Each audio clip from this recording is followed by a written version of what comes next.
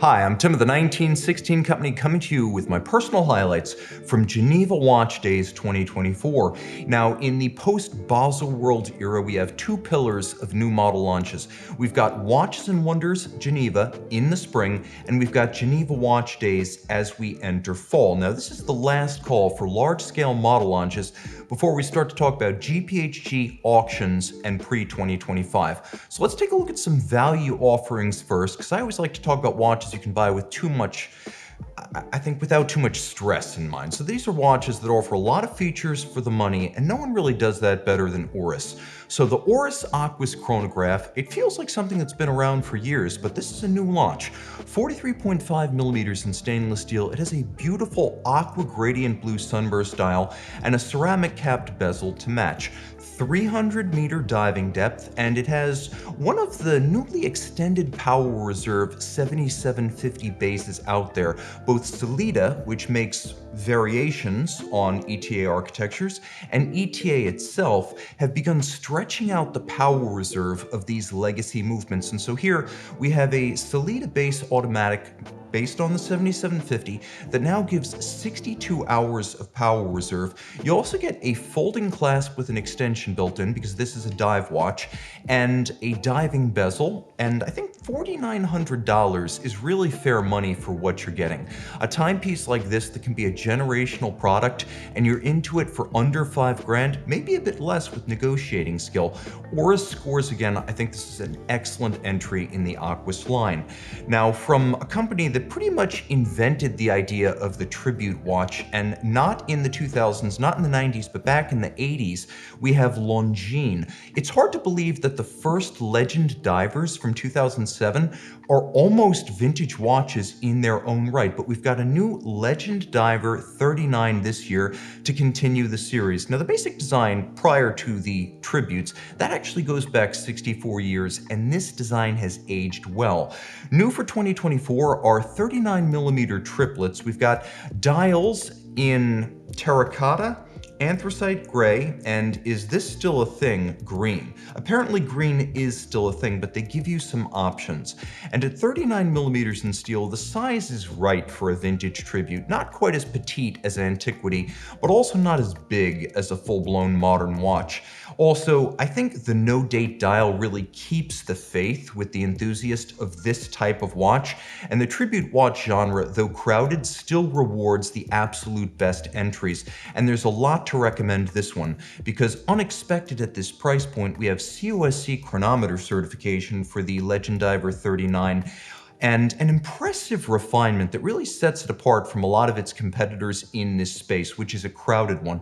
We also get true ISO 6425 dive watch certification, which means a test sample has met all of the ISO homologation requirements, but also that every individual watch has to be tested to 125% of what is listed on the dial. So this is a 300-meter watch. That's an impressive feat.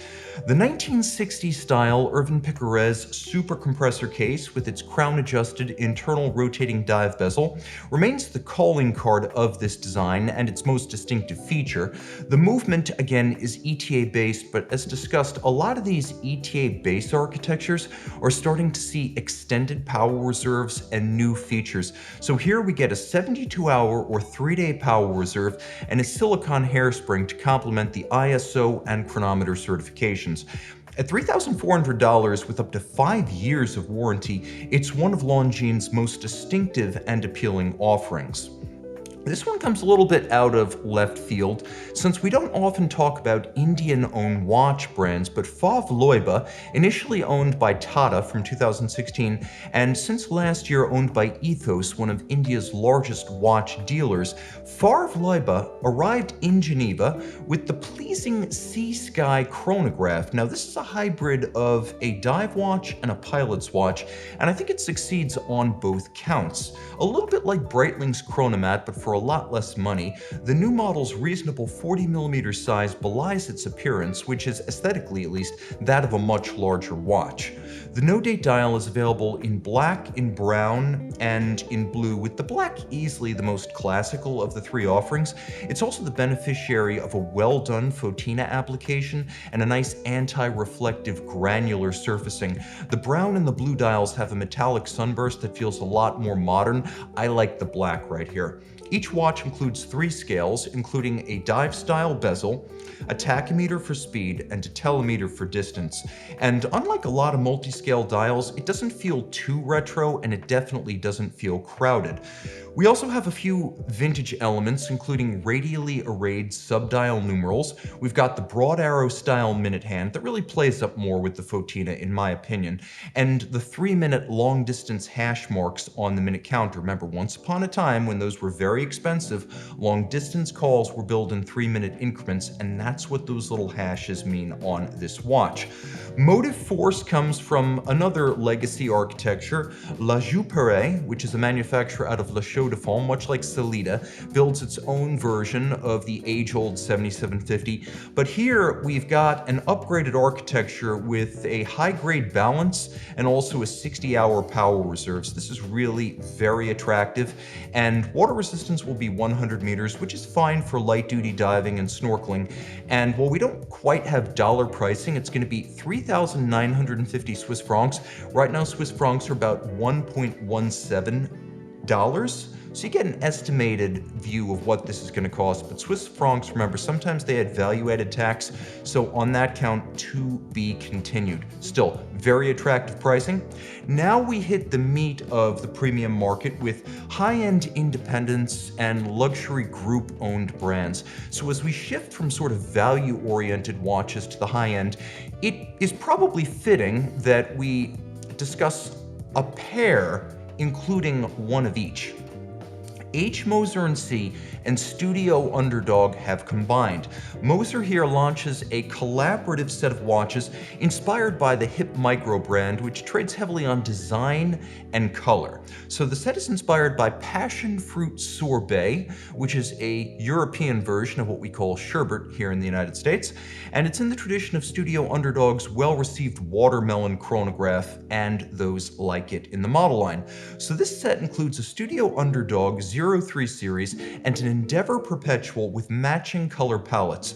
The 42mm steel Endeavor Perpetual Passion Fruit, which is what we're calling this one, includes the brand's celebrated Andreas Streller designed bidirectional perpetual calendar that is bidirectionally settable, and a minimalist aesthetic plus a 7-day power reserve, everything you would expect from Moser's signature complication.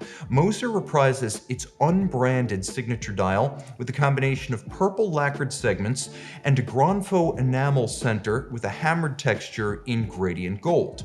Studio UnderdØg's 03 series includes a matching set of shades and mono-pusher chronograph functionality, plus a tachymeter that adds some technical detail. Now, it's nicely sized, like the Watermelon Chrono, 38.5mm in stainless steel with a vintage-inspired bubble sapphire, and it is a sapphire, not a plexi, but it's got that plexi distortion. There's also a two-tone dial and a granular gradient texture that matches the fade or fumé smoke of the Moser. Out back, a Sellita SW500 adapted for manual wind operation is a step up from the Chinese Venus 175 derivative in the original Watermelon and its series. You also get a 63-hour power reserve, which is yet another functional and mechanical step up. 100 sets will be sold as a boxed pair, and the watches come solely as a pair. $64,900 gets you both, and frankly, that seems reasonable for the Moser alone. On a side note, it seems that Moser has found a promotional footing after a few years of searching for a suitable replacement for its satirical SIHH concept watches. You know how much we loved those. That said, all parties to this combination seem to have missed the irony of selling their passion fruit watches as a pair. See what I did there? All right, de Bethune. Your favorite brand and mine, well, mine anyway. De Bethune launches a new DB28XS Aérolite. Now, the XS is the thinnest and the smallest DB28. An olive branch to collectors who asked for a smaller DB28 and one with a solid dial. I say solid because it's definitely not conventional in any sense. You just can't see the movement through it. It continues to build on the aesthetic of the 2022 DB25 Stradivarius Aérolite tourbillon. So what we have here starts with meteorite iron, that's what the dial's made of. We get a unique and unprecedented random guilloche in which the lathe is essentially set to a random specification, and the result is the cut you see on the dial. It's designed to echo the undulations of the waves of the ocean at night. You add fire to this oxidized dial, now the iron has a broad spectrum of colors, and finally gold pins to represent the reflection of the stars on the water at night. At 38.7 millimeters, it arrives in ultra-hard zirconium with an even harder, hard black coating that makes this a highly scratch-resistant watch. Floating lugs keep the fit compact as well as adaptable. Remember, they're spring-loaded and patented, so they do sort of conform to the shape of your arm, not just the size. All of the usual DB28 mechanical action is still here, albeit not on the dial side, it's on the display case back. That means a 6-day power reserve with twin barrels that cannot be accidentally overwound. You get a patented balance wheel and hand-curved hairspring. Both of these things are Bethune patents.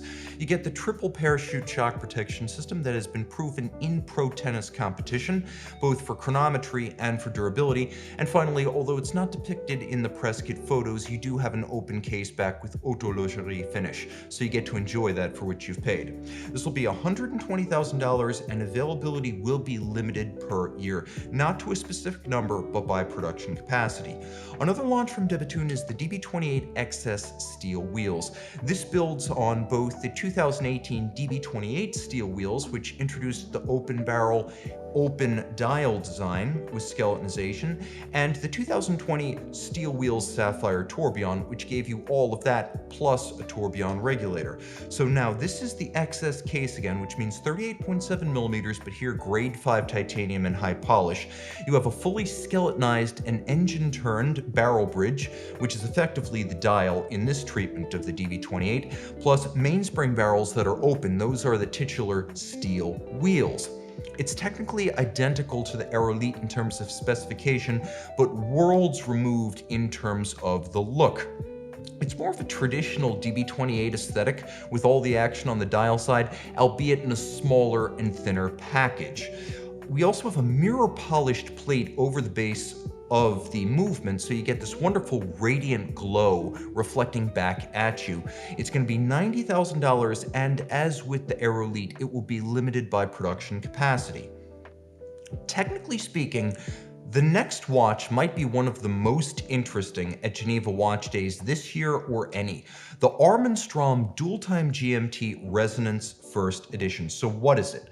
Let's go back to 2016 and the Mirrored Force Resonance. That was the first of Armin Strom's resonance-themed watches, and it became an anchor both for the catalog as a whole and a basis for evolutionary treatments, different complications, sizes, and looks.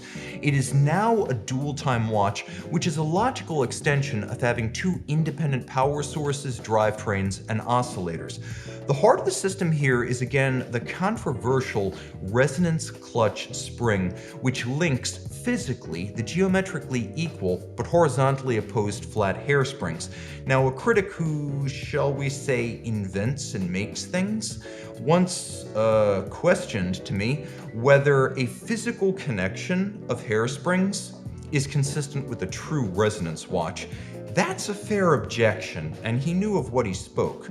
But I'll add that the Armin Strom version is spectacular to watch. It looks incredible.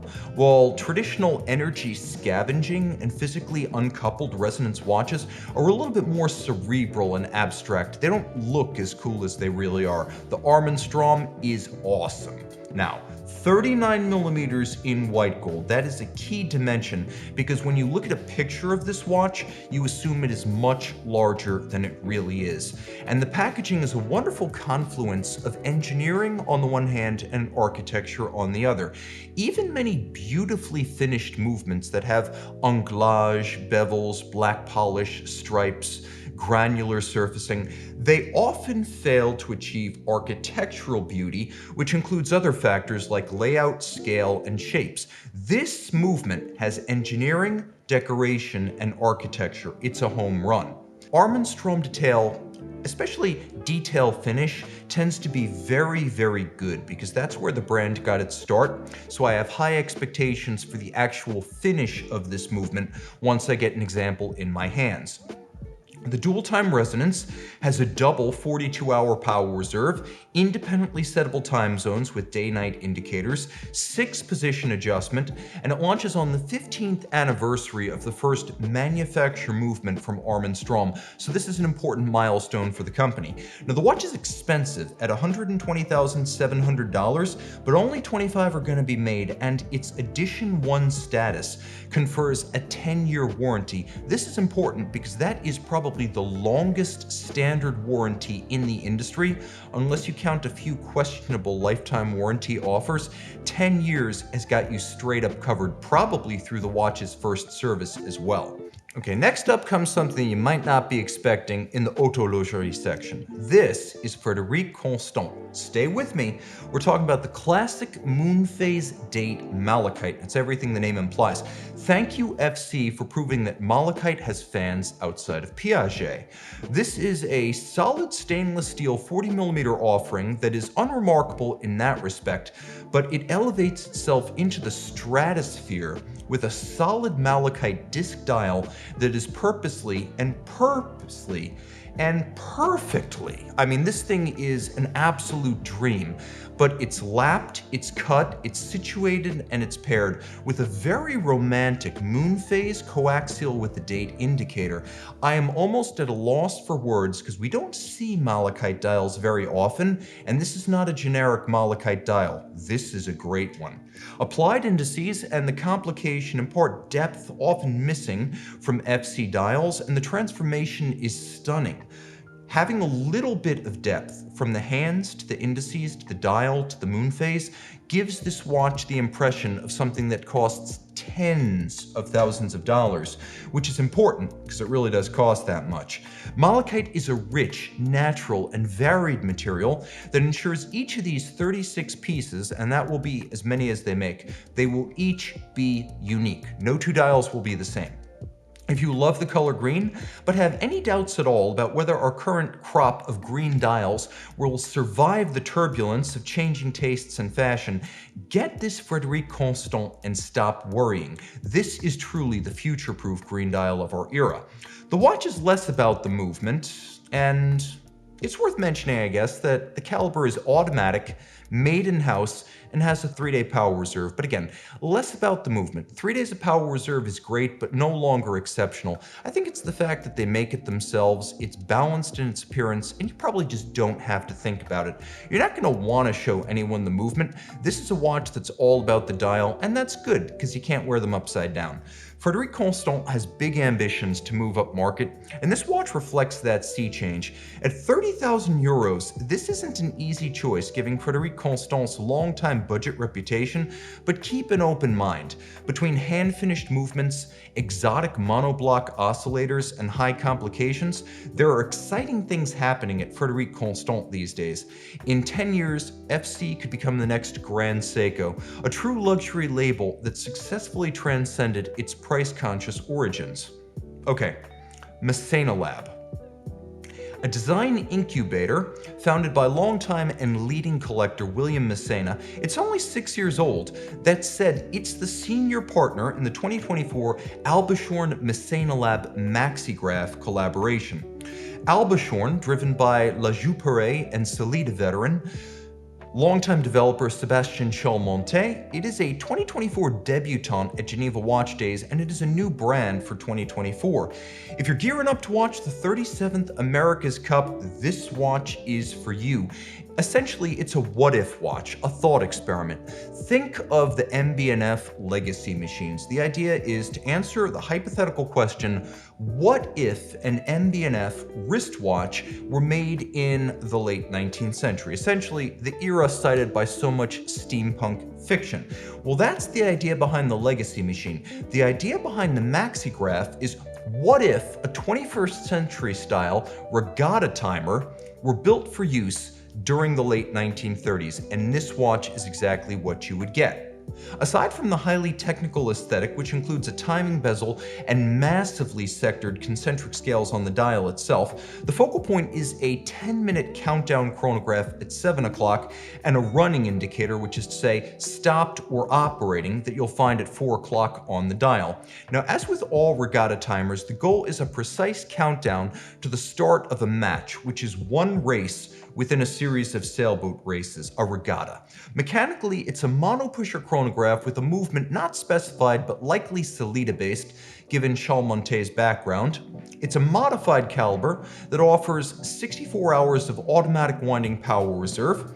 In terms of its seafaring credentials, 100 meters water resistant, so this is definitely appropriate for aquatic sports, and at 39 millimeters in steel, it feels just about right given the vintage overtones. Massena Lab specifies 47.7 millimeters lug-to-lug and 13 millimeters thick, which makes me chuckle a little bit. I see these dimensions cited more and more often. I'd like to think I had a small role in that. As is common with micro brands, value additions like an extra strap, polishing cloth, buckle, and travel pouch are included with the boxed set.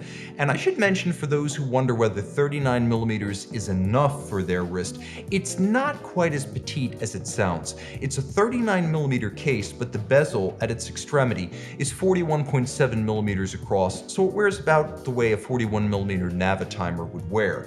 Massena Lab watches aren't necessarily cheap, but usually offer excellent value for the money, and this edition follows suit at $4,995 US. As described, several runs of 25 pieces will be offered. They're not putting a total number on the production, but it's going to be scarce and production will be slow. This is likely to remain an exclusive model, and deliveries start this September, so if you're interested, express that interest ASAP. Okay guys, I'm not saying that's all folks, because I'm not Bugs Bunny, but this is the last mass launch of new models for the 2024 model year. Since new model season is 12 months long these days, we will be covering the drips and the drops that follow, but for the most part, we're looking forward to auction season, the GPHG, and then pre-2025 watches launching in November and December. Until then, time out.